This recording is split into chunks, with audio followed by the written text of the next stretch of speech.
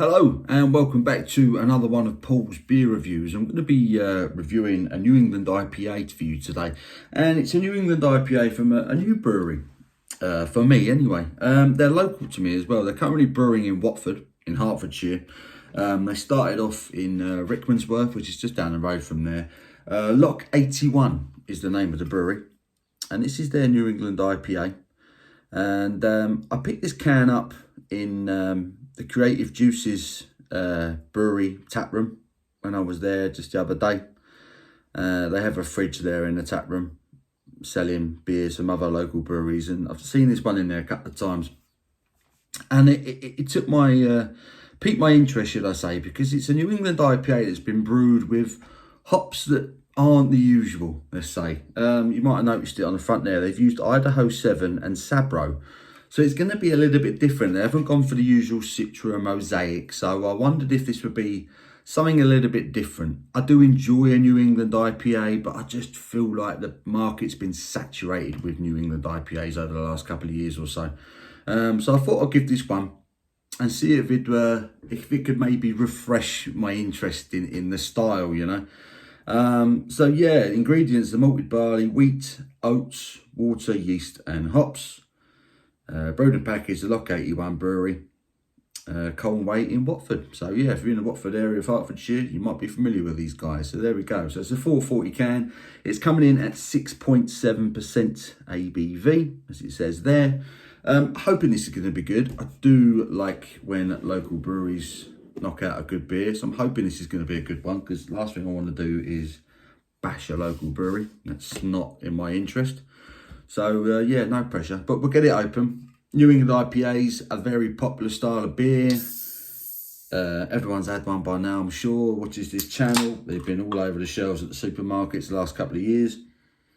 But yeah, the idea of this being brewed with Sabro in particular has piqued my interest. Give it an aggressive finish to the pour. See if we can get ahead, which we have. We've got a one finger, slightly creamy looking white head. Let's leave that there. Do like the artwork on that. It's a telescope looking out at the night sky. The beer itself is simply called New England IPA. So they haven't bothered with a proper name for it, but I like the artwork. But there's the beer. What I will say is slightly darker, straight away off the bat. Slightly darker, perhaps. Generally, orange, hazy. It looks like a New England IPA, but it doesn't quite look as light or as pale as a lot of other New England IPAs look. Idaho 7, I mean, we're talking about, you know, mango. You're going to get that with a New England IPA. Grapefruit. Yeah, sometimes you get a touch of pine with Idaho 7 as well. Sabro, on the other hand, that's a kind of a love or hate hop. It's a bit like the Marmite of hops.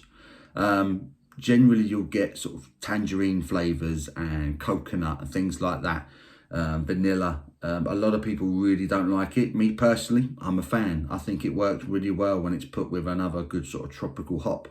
So Idaho 7 and Sabro been used to brew this one.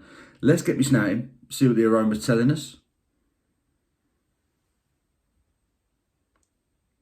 And you are getting that coconut. You are certainly getting a light, slightly vanilla-y tropical aroma. Touch of mango.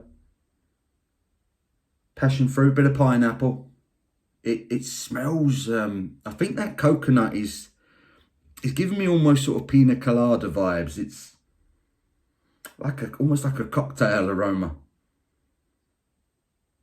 It smells quite pleasant. Let's get stuck in. Cheers.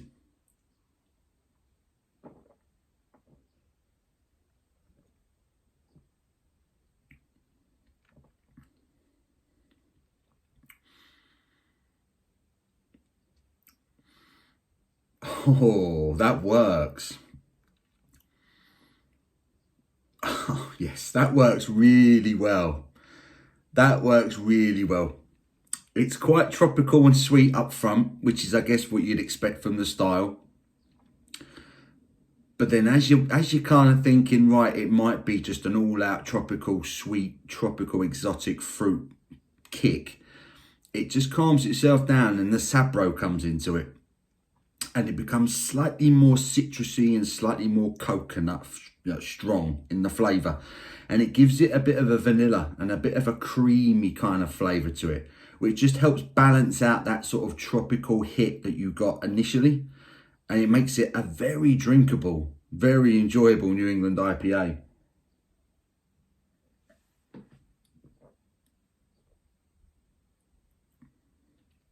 On the body, it's quite substantial.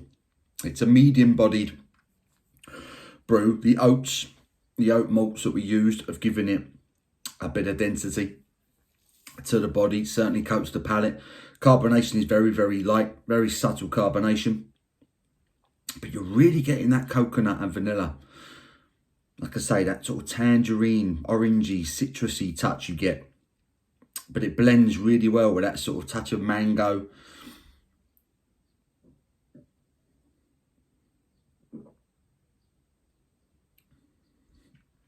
Up front, mango, grapefruit, pineapple.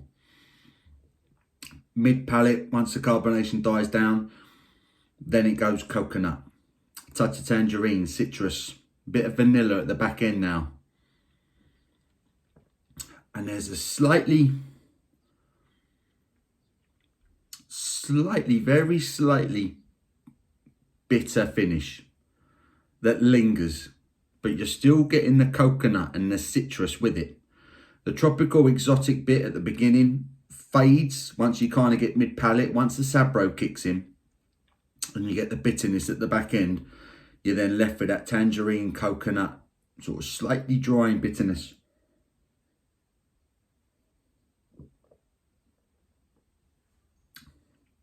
So up front, tropical sweetness, mango, touch of passion fruit, pineapple, bit of grapefruit. Here's the coconut, bit of vanilla, bit of citrus. It's really nice. It's really good.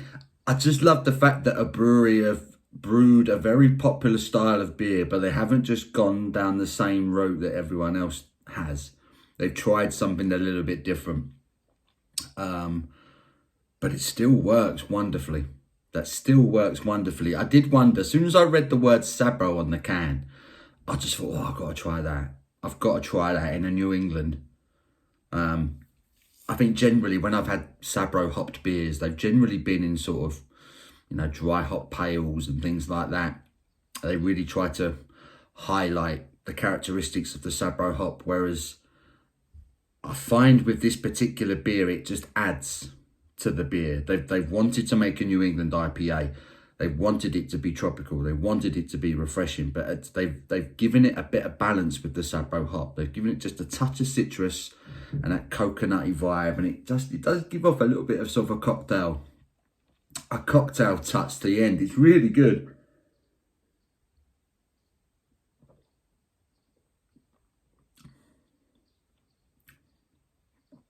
Yeah, I really like that. I really like that. New England IPAs,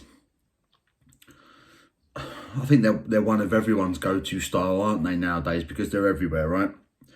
I do enjoy a good New England IPA, but sometimes I do get a bit bored. When you're using the same hops, generally the same malt bill, you kind of know what to expect from the style.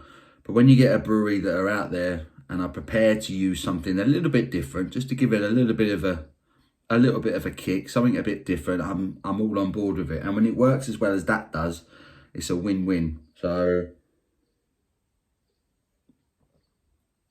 fair play to Lock 81 for using some slightly different hops. Fair play to them. Lock 81, New England IPA with the Idaho 7 and Sabro hops from Watford, just down the road from me. Really good beer. I like that enough to give it an 8 out of 10. That's my really, really good impression for a first beer from them. Go check them out. Lock 81. They are on Instagram.